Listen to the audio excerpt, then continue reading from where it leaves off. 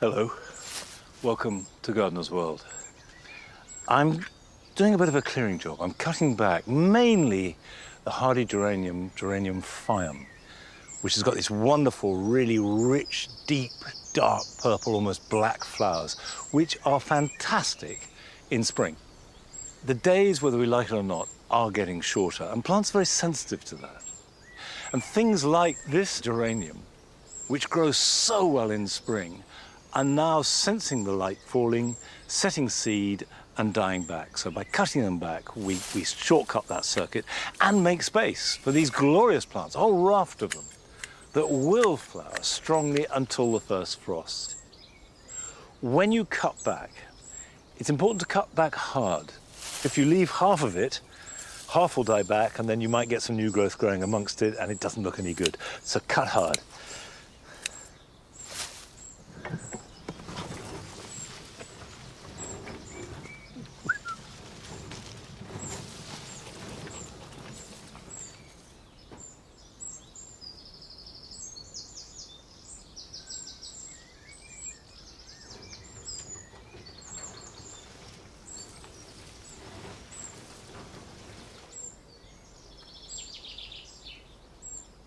This process of clearing is something that's happening all over the garden, and here in the writing garden, it tends to look really good in spring. And the last few years, we've had trouble with it sort of fading away, just looking a bit drab and tired in high summer. So making a real effort to add plants, to give it extra impetus and zoom, and that's not difficult. And remember, the writing garden is based upon the idea of cow parsley. And by the way, this is cow parsley. This is self-sown cow parsley in here. Now, but more importantly, this is borage. It's white borage, and white is the color theme here. And because it's a hardy annual, that's it. It's over. I'm not going to pull them up as such. I'm going to start cutting because there are other things in here I want to keep. I hate gloves, and I hardly ever wear them. But I do for borage, because borage has tiny little hairs all over it that are really quite abrasive. Right, I'm going to just clear a little bit more in here. Now this is Angelica, which is coming through. Angelica, of course, has great big umbels and will grow really tall, so we'll leave that.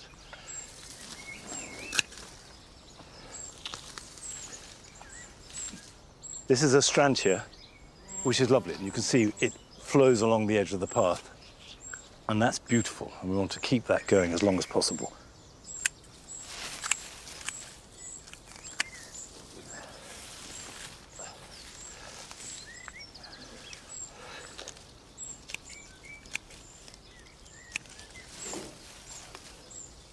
And while I cleared the decks, I'm just going to give this little privet pom-pom a slight trim. You can see it's flowering. Don't often see privet flowering. Quite pretty white flowers, which of course would work here in the writing garden, but I'm just going to trim it off because the whole point of topiary like this is the contrast between the clipped topiary and the looseness of the planting.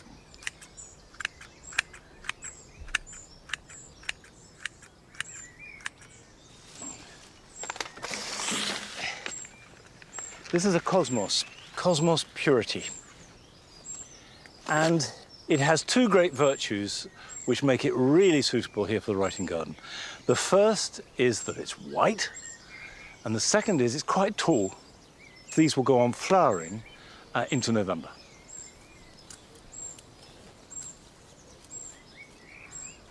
Now, while I'm doing this, we're going off to Bishop's Cleeve in Gloucestershire to join Richard Marshall and his national collection of penstemons in all their glory. And not just to share them, but to share the evident deep delight that he gets from growing each and every one of them.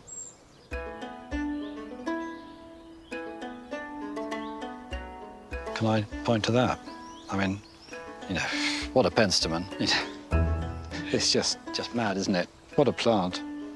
I know people have said it's a bit in your face, but actually I rather like it. I go for that. I'm Richard, and I've been gardening most of my life. About 40 years ago, before we came here, that's when I really discovered penstemons. We brought home the first one. Following year, we went to some more gardens and there was a guy there selling loads and loads of penstemons, so a couple more came home. Then we got to about 10, then we got to 15. Anyway, to cut a long story short, we got to about 50 and it became clear that most of them were really, really rare. So that's the point at which the National Collection came along. So we now have 107 different varieties in the National Collection. There's about 130 penstemons in total here. It's only when you start collecting them you start to see the differences, that you start to appreciate them even more. One of the things I really love about penstemons is the huge variety there is. You've got everything from this tiny little thing here. This is Pinifolius Wisley Flame. And look at the size of the leaves, they're absolutely tiny. And that's because it comes from Southwest America and from down into Mexico. Flowers are so delicate, but they still have exactly the same structure as any other penstemon, with the 5 lobes around the mouth, 3 at the bottom and 2 at the top. But unmistakably a penstemon. This one, which is Breeden, and look at the difference in size of leaves. Very different growing conditions. This is a garden hybrid. As are all these here. These are all garden hybrids, apart from this one. And this is Heterophilus, so it's a species cultivar, and this is Heavenly Blue. So really, there's a penstemon for everyone.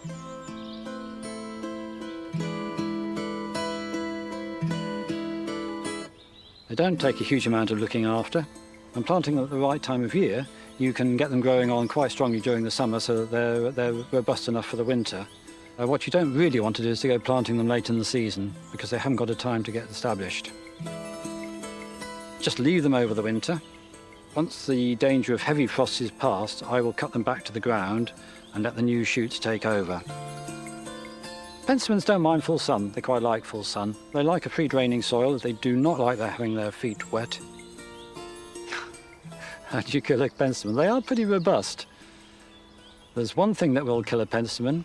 It's a little grub and it's about that long, and it's a chafer grub. And if you see a penstemon suddenly keel over and just sort of turn its toes up in the air, there's a fairly good bet that that was responsible. This is another of my favourite penstemons. This is Penstemon Blackbird. Waves around in the breeze, looks absolutely delightful, lovely burgundy colour. If you deadhead it regularly, it'll produce a succession of flower spikes right the way through the summer until the first frosts. If you want a white, this is probably a good one to go for. This is Higcote White. It's not readily available, but it is out there if you search for it. Well worth finding, and to my mind, the best of the whites. This is quite different. This is Lynette. It's got very delicate foliage, small but lovely little flowers, lovely colour on the outside, and very delicate markings on the inside. And it looks like it's going to be a really good garden plant. I've not had this for very long, but it's bulking up nicely and seems nice and robust. What more could you want? The very first penstemon we bought was one we came across on a garden visit. I still have the descendant of that plant. Its proper name is Penstemon Andenkan and Friedrich Hahn, but you'll know it by its English selling name, which is Penstemon Garnet, and that's what almost everyone calls it, including me when I don't want to have to say Andenkan and Friedrich Hahn. It's a cracking plant. It's got just the right size leaves. It keeps on flowering for a really long period. It was one of the first to start. With deadheading, it'll come back again and it'll keep going until the frosts. This shoot has just about come to the end of its useful life. The way to keep the show going for the rest of the season is to keep deadheading, and I do this on a regular basis. Once a day I come round and deadhead. Cut just above a pair of leaves. You want to go low down. If you go too high, you risk all that new growth making the stem top heavy and it breaking. In a few weeks' time, you'll have new shoots and there will be flowers on them. I deadhead for 3 reasons. Firstly, that. Secondly, I really don't want seedlings. And thirdly, by the autumn, you'll have a nice little pool of small shoots that are ideal for cutting material.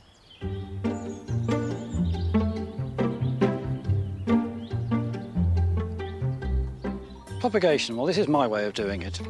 I use these trays, so when the time comes to separate them, when they've rooted in 8 to 12 weeks' time, there's no problem with damaging the roots, getting them out of their little modules. Here's cutting material. So we'll snip just above a leaf pair there, and we want enough material, so I'll probably go there for the second cut, just below a node, and that's important because that's where the hormones are most concentrated. Now, that's a bit too big for this little tray. You don't need that amount of material, so I'm just going to snip off. Then I'll pop it into a bit of water just to wet it very slightly, shake the excess off. Hormone rooting compound or not? Well, I've had success with a couple of penstemons that I've found really difficult to root. So I've started using it. Now, this is important. Never try and push the cutting in because the chances are you'll damage the stem.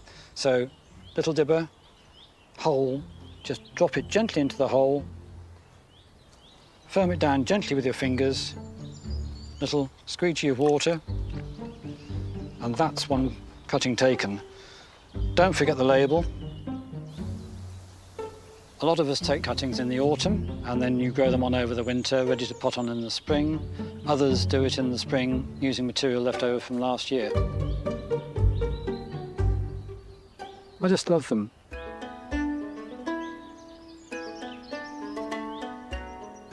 Why do I like penstemons? Well, to some extent, I have to say there's a bit of sentimental value associated with them. We've had them for 40 years. They're old friends. They're great value plants. They go well in any mixed herbaceous border. Huge variety of colours, leaf forms, you name it. To be honest, I just wouldn't be without them.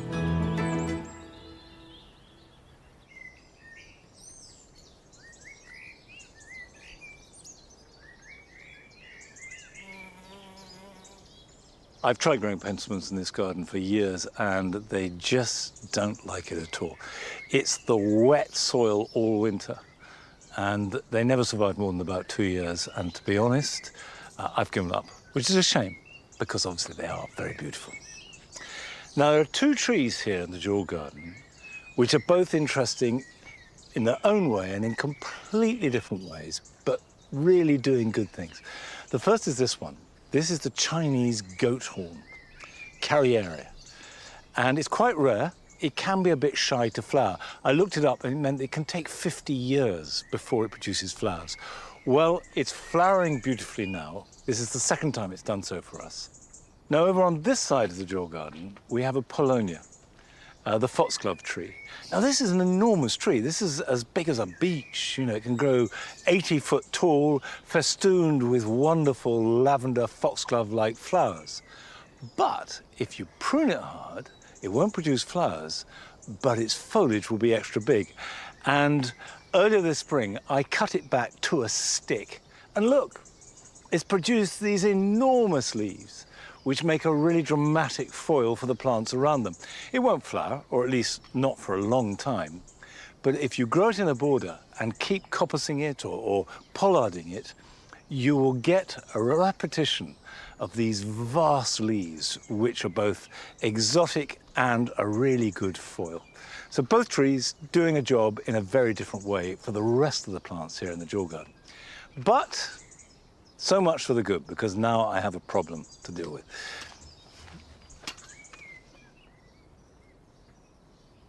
Come on, come, good boy.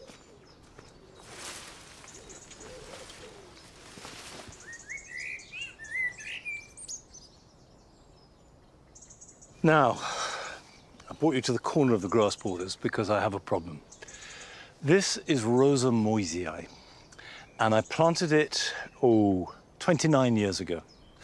However, in the last year, this has developed problems. You can see it's died back. And I believe that this is fire blight. It's a bacterial disease that affects members of the rose family. So that's not just roses, but includes apples, pears, hawthorn, medlars, plums. And what it looks like, the reason why it's called fire blight, because it looks like it's been torched. You can see that looks like it's been burnt. That is not going to recover. So at very least, if you've just got one stem, you should cut it right back and cut it out. This is quite badly affected. It's a species rose. So what I'm going to do is cut it completely to the ground, burn everything, and then hopefully the new growth will be healthy. So right down at the base, right down at the ground, cut. Now don't be too alarmed by this. Fire blight is apparently quite rare. There are a whole series of factors that will increase the chances of fire blight. Poor ventilation is one. The second thing is warm, wet winters. It's worth pointing out that you do need to disinfect any tools you use before cutting anything else. Right, let's continue.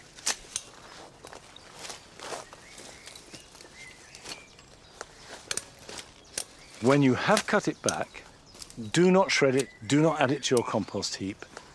Burn it if you can. Much more glamorous and much more beautiful than me trying to dispose of this is a garden in Erith in South London, which Arit went to visit, and it's a garden that has been transformed by the local community. From the outside, you'd never imagine what lies beyond these walls. But step inside and you discover a garden that stands apart in an urban landscape.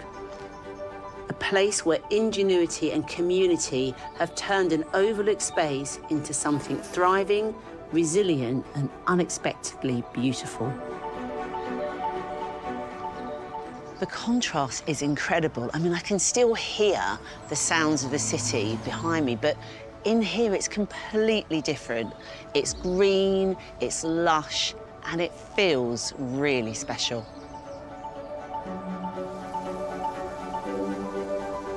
Erith's former library dates back more than a century. After falling into disrepair, it stood derelict for years, along with the garden that surrounded it. But in 2019, it was brought back to life with the garden at the heart of its transformation. Selina Ozan is the head gardener at the Exchange. Selina. Hi, Arit. The small part I've seen of this garden walking through is fantastic. Tell me how it's laid out. So the garden wraps around the building, this gorgeous old Edwardian building, and that in itself creates a lot of different sort of niches. There's almost 5 gardens in one. Where we are at the minute, this is sort of woodland edge in the back garden. The front garden is sand bed, so everything's planted in around 30 centimetres of sand. It's super exposed, really sunny. We also have a kind of fern yard, we call it, which is deep shade, gets almost no sun. So it's really cool that with such a small space, there are so many different areas and kind of microclimates. A lot to keep you on your toes. Yeah, exactly. And such a vast array of plants as well. I'm sort of eyes darting everywhere. So how do you garden here? So we have a zero irrigation approach, which means different things for different parts of the garden. So in the front, in full sand, there's no watering whatsoever unless I'm establishing a new plant. But in the rest of the garden, it's sort of spot watering when something looks like it's struggling. But generally, the rules are I mulch once a year in spring, a really thick layer of organic matter, and that locks in the moisture. But also I would say a really important part of no irrigation is just covering the soil with as many plants as you possibly can to really trap in that moisture. Well, it looks fantastic. The garden was planted in 2021 by around 70 local volunteers of all ages, where in total 3,500 plants were planted in 2 days, with many making their way into the dry garden, which sits at the entrance and embodies the climate-first approach. This dry garden has demonstrated how it's tolerated everything that's being thrown at it. No water, high winds that are coming up from the Thames, and also the fact that it's south-facing, so it's having to cope with a lot. But take a look at this Pinus halepensis, for example, a drought-tolerant tree. But in this situation, it really adds something unusual. It has a very light, airy habit. I know that Selina has done some pruning with it. I think that's really added into the vibe of this space. So again, if we're at home and we're thinking about our planting borders and how to design into them, we have to take into consideration the soil conditions and the aspects. But the overall look and feel, that's where the magic starts, and I think that's really happened here.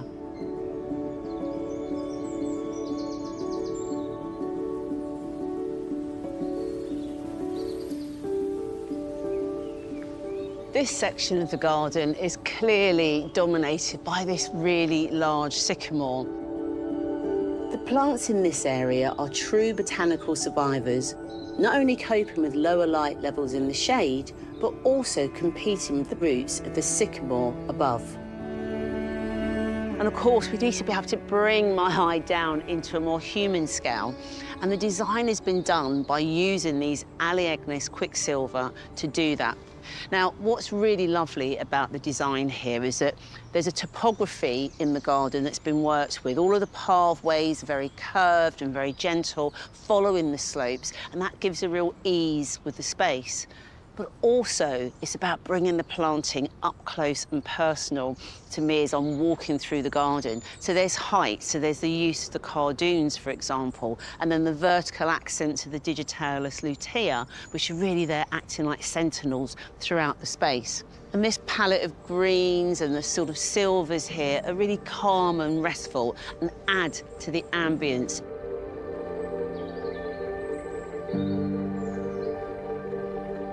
The garden demonstrates the power of right plant, right place, showing how carefully chosen plants can thrive, even as our climate becomes more unpredictable.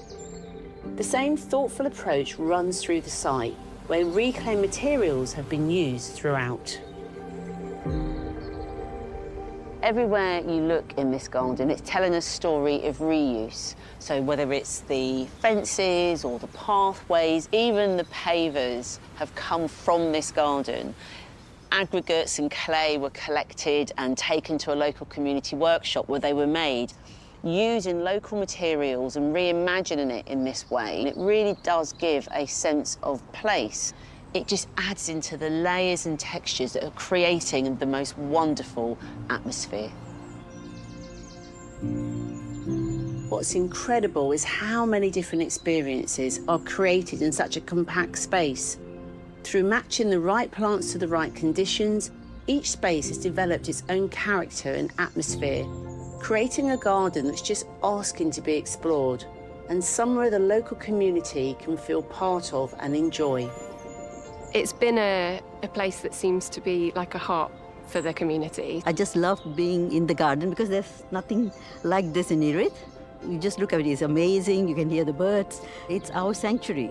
It's nice to see people coming in and families enjoying the space. Every week we come down, it's different and it's brilliant. It really is lovely. I'm just so pleased that the building has been taken over and has been used for a community project and turned into this fantastic garden that's a lovely space for the community to come and visit. Although this garden is very much looking to the future, the past hasn't been left behind. The greenhouse epitomises this. The design was inspired by the first ever mobile library in the UK, commissioned here in Erith.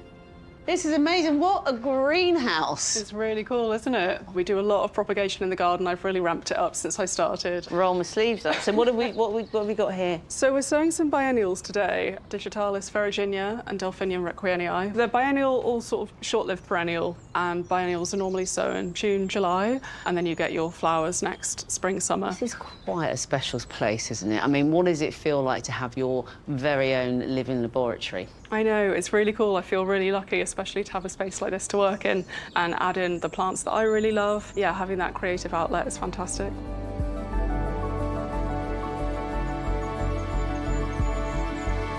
This garden has been restored by a community for a community, and they have poured on resource and creativity and real care, and you can see that through every aspect of the garden. And what's really powerful to take from this is that in our cities, you know, with climate change and all of the tough challenges that are ahead of us, that it's so important that spaces like this are there, that are resilient and are full of beauty and joy.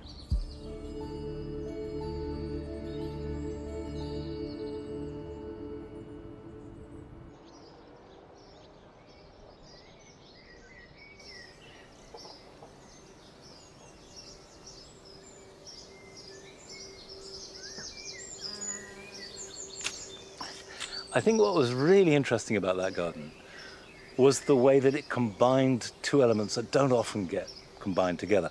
Because on the one hand, you have community gardens that do incredible work and involve people, and they create places of dynamism and love, but not necessarily of sort of great horticultural, or at least design merit. And then you have private or corporate gardens that can afford to hire a designer and they look really wonderful, but they don't involve the community at all. And this seems to do both. You have a really beautiful garden, and yet it is completely integrated with the local community. So that's incredible. I'm combining raspberries and squashes, which is not a natural marriage.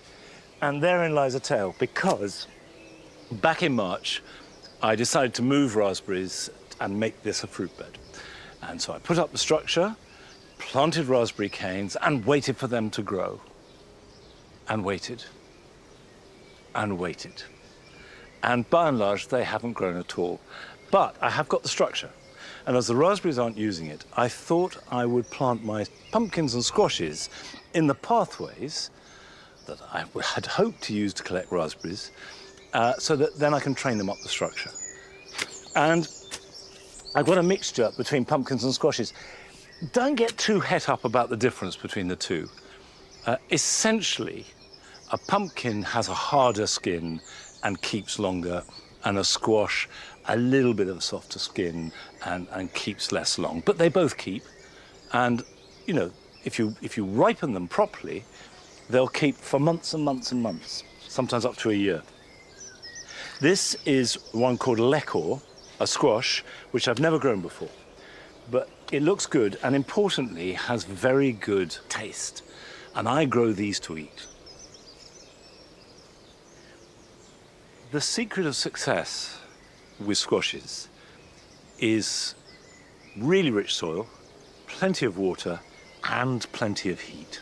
It's not so much extreme heat, it's just they don't like cold at all. This one is called Blue Kiri. And they have this sort of grey-blue skin, which is very handsome. It's not a big squash, but it's another one that is really good to eat.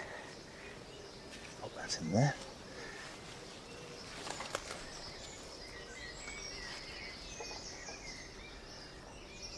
Now, what's good about this spot is I've got a big water butt, so easy to water with rainwater. I've got a tap nearby, so watering them is easy. And you never want to let them dry out. I've got supports, so when they grow, they can be supported and the weight of the fruit will be taken. And because I come to the greenhouse every day, I'll keep an eye on them. They won't be just stashed away somewhere. So hopefully we'll get a good crop.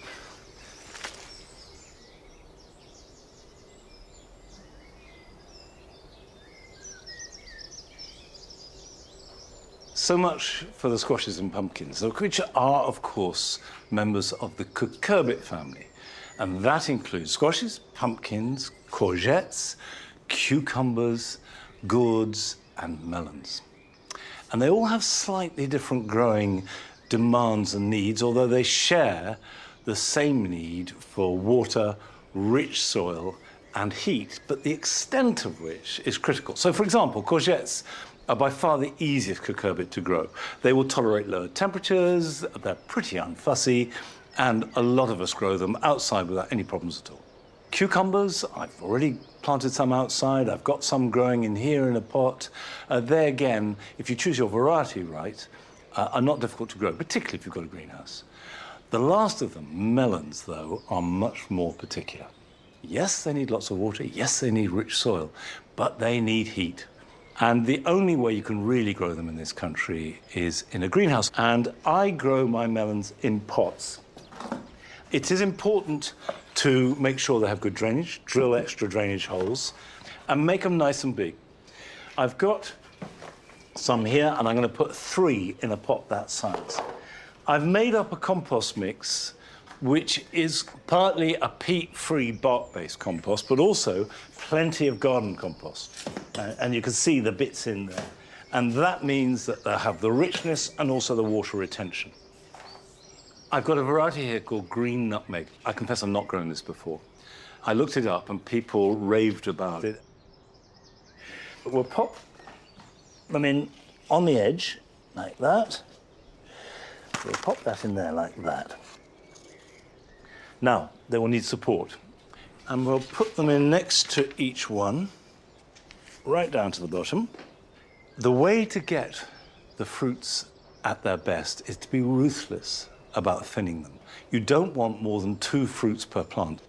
And then, for a week or so before you harvest them, you want to starve them of water and feed. This condenses the sugars and makes them taste so much better. And feeding once a week, as I say, a tomato feed will do the job fine, but we use liquid seaweed, and that also is very good indeed. Now, we're off to Wensleydale to visit the garden of Jenny Radbourne. Now, Jenny is a florist, but she found that her approach to her own garden was transformed dramatically overnight. When we got the house, it was ramshackled and needed a lot of work. The garden was my blank canvas. It was where I was going to get to be completely and utterly in charge and creative, where I could let my floristry skills and my love of plants absolutely bloom. I'd been flowering a big wedding the day before I got sick and got up to get ready for work and realised that my legs felt strange. We called an ambulance. I knew there was something really seriously wrong. I'd never felt a pain like it. And that was when, I became immediately paralysed below the waist, couldn't feel anything. Transverse myelitis, it's where the body attacks itself, an autoimmune disease, and I had the acute form, and it is like an explosion in the spinal cord. After several weeks in hospital, making very little progress, I came home. The garden was absolutely calling to me, and my incredible husband moved my body for me. He physically got me doing things, got me into the garden. I don't think I ever lost hope. I think I always just thought I could get some feeling back and get my legs moving. And me in this garden, you know what, we're going to do this. And we have. Yeah, we have. I wanted a central pathway just because I love symmetry. I'm a bit wobbly and it's gravel, and actually it's quite thick gravel. So if I fall over, I fall onto gravel. I've got bark chippings in other areas. It's a nice, easy landing. It also grips my feet, which sounds ridiculous, but when I'm walking on it, it's like my feet sink into it and I get a really good connection between my brain and my feet, which I don't always get. We planted things like the salix. They don't do amazingly well, probably the wrong choice. Gardening, you're just experimenting all of the time, and you think something will work and you think, oh, it's a wet garden in winter, so they're going to be fine. But actually, because this is raised, it's probably too free draining. Yeah, I love the experimental phase of it too. Interspersing with foxgloves, some alums, alchemillus again, really easy to divide. We had a lot of lupins from when we bought the cottage, and then lavender and cosmos. And when something dies off, I tend to get something from the cutting patch that I've brought on and fill in the gaps, basically. The physiotherapy you get planting a garden, from moving things around, there's nothing more determined than a woman that needs to get a bag of compost down a garden, quite frankly.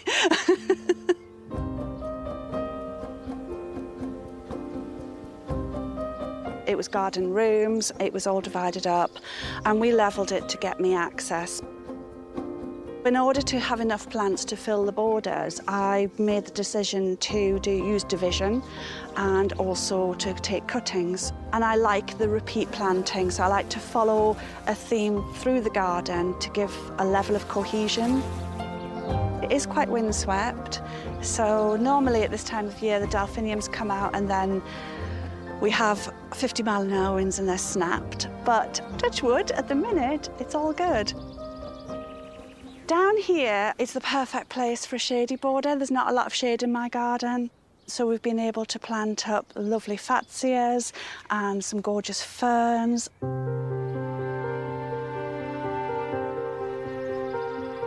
Just in this area here, we've let this be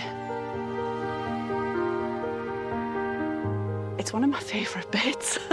It is pretty wild, but it's pretty lovely too. And the poppies, because my husband's military, they have a real significance for us. It's a really lovely space for a little bit of reflection. As human beings, we're on this sort of this hamster wheel of functioning at a million miles an hour, trying to do all things, be all things to all people. And I had to learn to live in the slow lane. And if I'm completely honest, the slow lane has brought me so much joy and so much pleasure, and it isn't a bad place to be. This started with my absolute desperate need to grow flowers. As a florist who couldn't work as a florist, I just wanted to produce flowers. It's quite productive. The soil is a mix of lovely garden compost and then some manure, some peat-free compost on the top. And it's worked really well. So here we are with some Nigella popping out. They're coming to say hello. We've got larkspur, calendula, got lots of little seedling babies to go in. It's my little bit of heaven, really.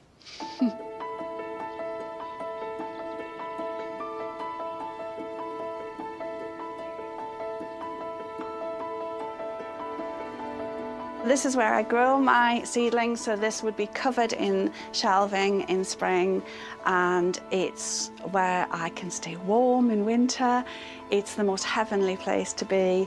It's also where I create some art. I press flowers into clay and create botanical time capsules. It's certainly a rejuvenating space. It ticks every box, this little greenhouse. And the scent of the geraniums and the scent of the tomatoes, and it's like being a child again on the allotment with my dad, and the smell just takes you back. There are going to be blips, there are going to be times where it doesn't feel possible, and there are times where you think, I cannot do this. And it's okay to have those times, but it's also really, really important that you remember that you can achieve so much by just saying yes mentally and forging forward. I was meant to come here, and I was meant to nurture this garden back to life, and in doing so, this garden has nurtured me back to life.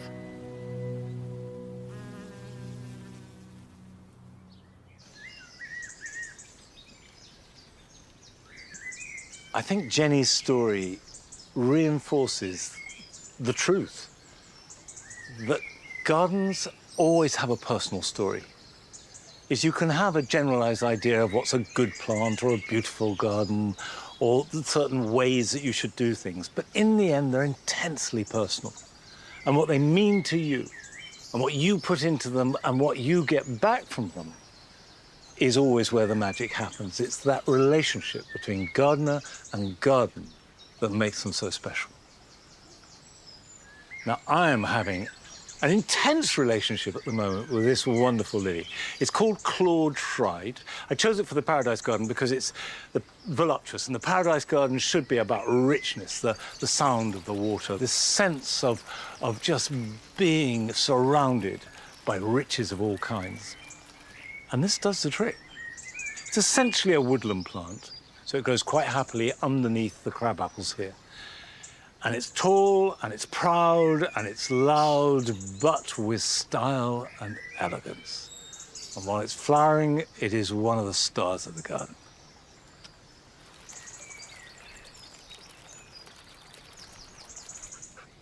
Good boy. Going this way. Come on. Come on. Normally, when I come in the potting shed, it's to sow seeds that are going to perform this year.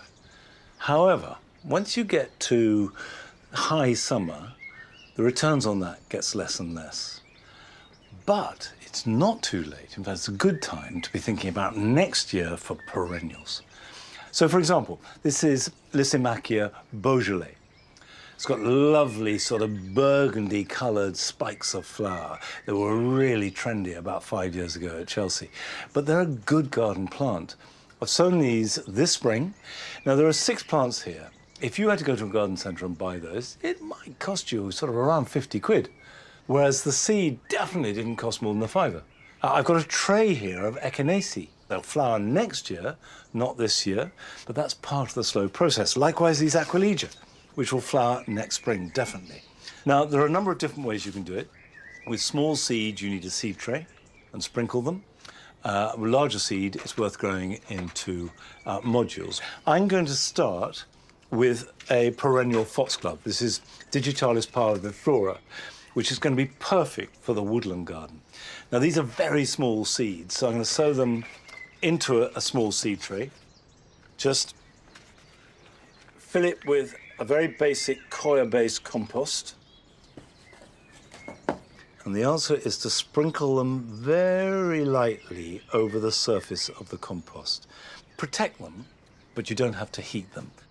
Now, this is a geum Blazing Sunset, which is destined for the jewel garden. Geums love Longmeadow. They grow really easily. They really like our heavy, rather damp soil. And if you've got heavier soil and it's reasonably wet where you are, geums are a good plant to grow. These are going to be pricked out. So it's not the end of the world if you get a little clump growing. Now, geums are best covered lightly. And I'm going to do that with some vermiculite. Finally, I've got modules. Now I've got a lupin. And this is chandelier, which is a good yellow. And I'm putting 1 per module. And actually, growing perennials is all about a little bit of patience, connecting to a slower rhythm of life. What I'm going to do is move them over and simply pile more compost on top, spread it thinly, and then wipe it all off. So what remains is just enough to cover the seeds. And of course, all these will be carefully nurtured, pricked out if need be, potted on if need be, placed out in the garden exactly where I want them, with the intention of them being part of a very carefully thought through performance next summer. But actually, a lot of our very best garden flowers happen by accident, as Rachel discovered when she visited Hanham Court in Gloucestershire. There's something wonderfully alive about a garden where plants are free to roam. Plants that readily seed themselves around shouldn't be shied away from. They are an incredibly useful tool to the gardener and can be used to great effect. Here at Hanham Court, they create an atmosphere of romance, softening edges, filling gaps, and bringing a little wildness into the design.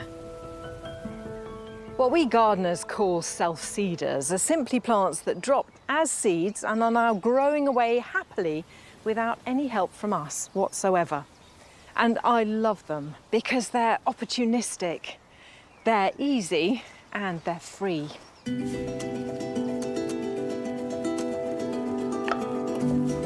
Self-seeders come in many different forms, and fennel is a really good example of a perennial that also self-seeds. So this plant itself, the main plant, will last for several years.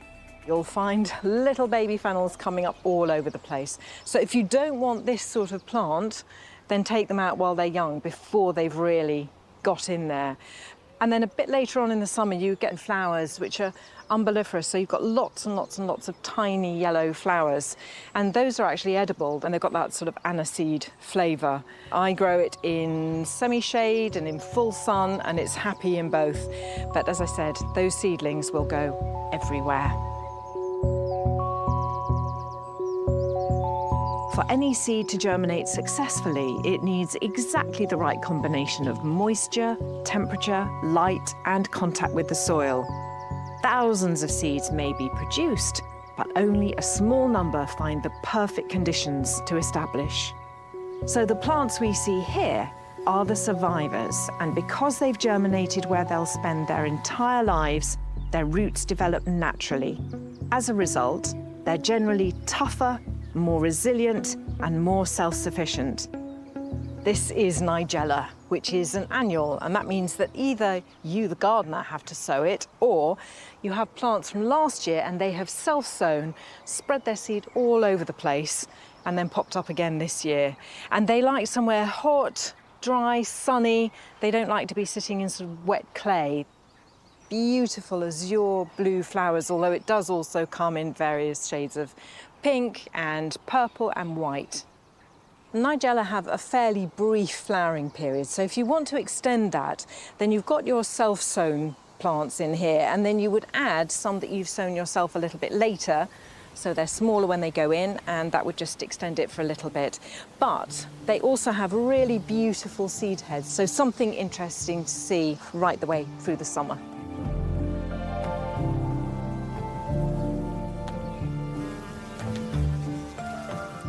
There's something so evocative about foxgloves. They're very romantic plants, and they're also brilliant self-seeders.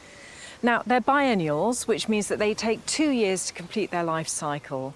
After they've flowered, they drop the seed and make a small plant, and then that overwinters, flowers again the next year, and then the same process continues. So to really establish a patch of digitalis, it's a good idea to sow seeds in 2 consecutive years, and then you've really got them. But they also love to self-seed. If they haven't gone into the place that you think they should be, you can orchestrate a little bit. You can dig up that young plant and move it so that the following year it'll flower exactly where you want it. A bit of cooperation between nature and the gardener. But I think they're absolutely beautiful, all brought together like this.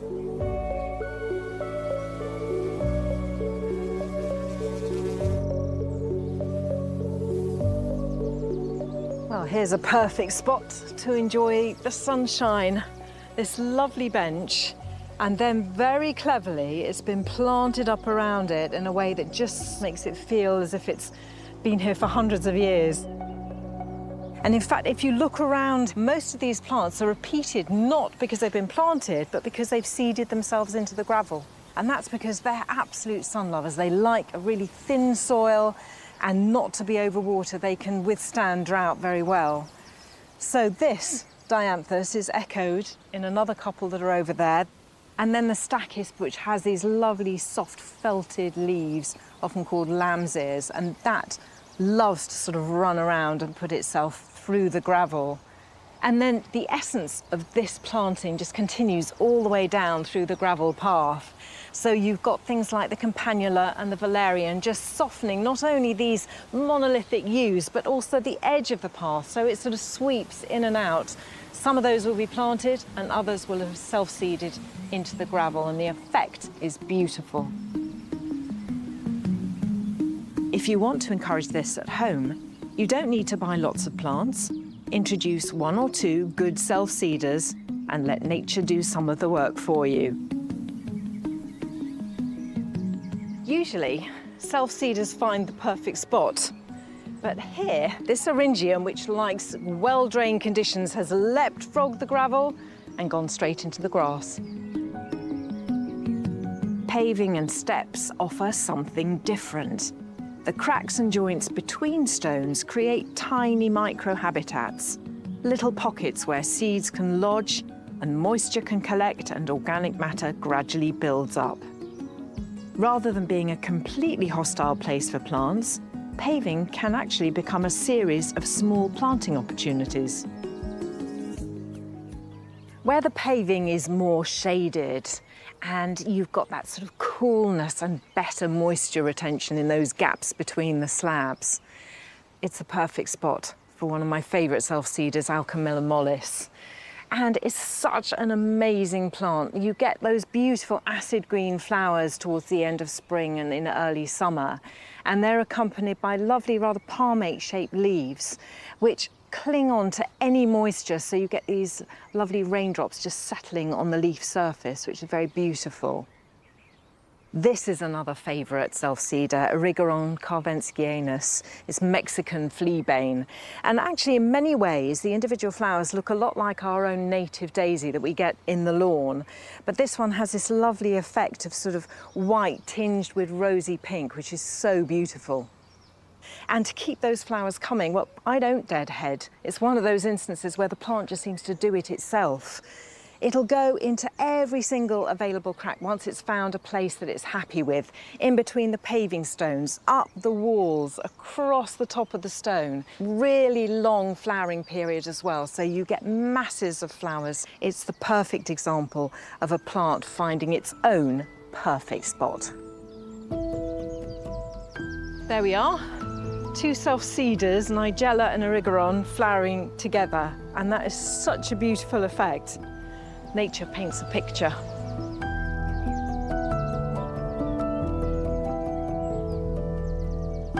Self-seeders are invaluable in the garden. They bring that little touch of the unexpected, that bit of romance. And yes, we can edit, we can tweak, we can move, but I think also as gardeners, perhaps we need to sometimes just step back and allow those plants to show us exactly where they want to grow, because that's when the magic happens.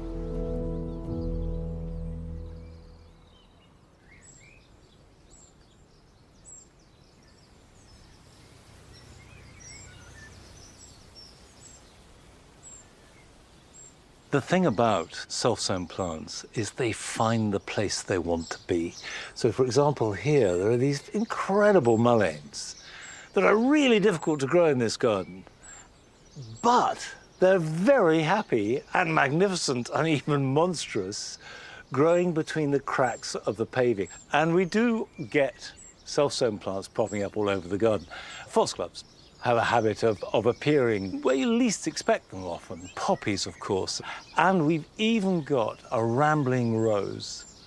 And you'd scarcely believe you could grow it from seed, but it's there, and it's found its own way there. And like all these self-sown plants, it's very happy.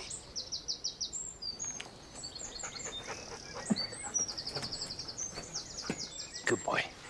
Going this way. Come on. Come on. Right, I am now going to tell you a tale of disaster, because I have a bed of garlic here that I put in the ground last autumn. And until about a month ago, they looked really good. But over the last few weeks, they have declined noticeably, and the green has just turned brown, and there's clearly not something right. And I had a look the other day, and what I have is allium white rot. And that is not good news, because when you harvest your bulb, you'll notice there's a lot of rot at the base of the stem. And you might well see white dots all over the bulb. And this is a fungus. And the fungus attacks the bulb, and in some cases can reduce it to complete mush. And in almost every case, the bulb will rot very quickly. They won't store. It also means, much more importantly, that it will spread to all members of the allium family. So in this particular piece of ground, I can't grow any alliums. And in the vegetable garden, that really amounts to onions, shallots, garlic, elephant garlic, and leeks for at least 5 years, and could be as long as 15 years. Now, I will pick these up and collect them all, and they mustn't go on the compost heap. They should be burnt. Over here, I've got elephant garlic. I am going to harvest these now, just in case it spreads. You shouldn't use the same fork on a clean piece of ground. You should disinfect it in between, but I know I'm not going to grow any alliums here for the foreseeable future. Right, I'm going to finish harvesting my elephant garlic, which I think is fine. And while I'm doing that, here are your jobs for the weekend.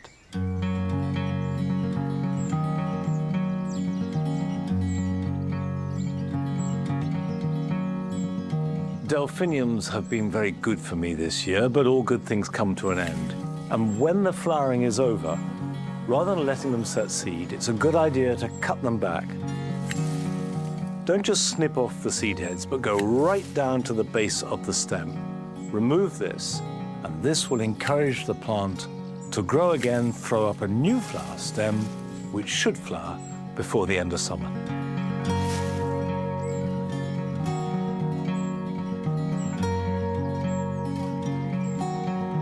Any seedlings sown in rows will need thinning. I've got wallflowers here, but it applies to any seeds you might sow, and at this time of year, particularly vegetables. Thinning the rows themselves from the edges, just removing any clumps and groups so you're down to one single line. Then in a week or so, as the seedlings grow bigger, you can start to thin them to the required spacing.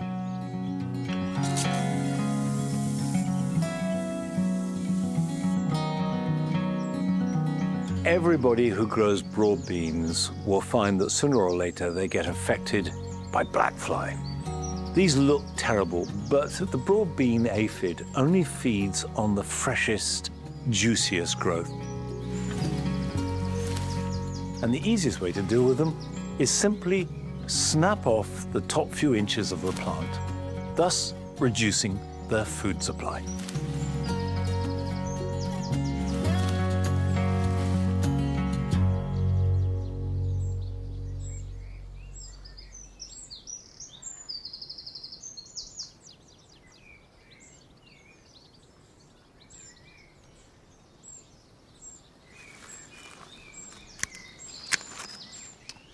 The sad truth is that we are coming to the end of the main rose season. I say main rose season, but of course, most modern roses go on flowering all summer, or will die back a bit and then come back and have another flush, or flower slightly less intensely, but they keep going. It's the old roses, the gallicas like this one, which once they've done their stuff, that's it.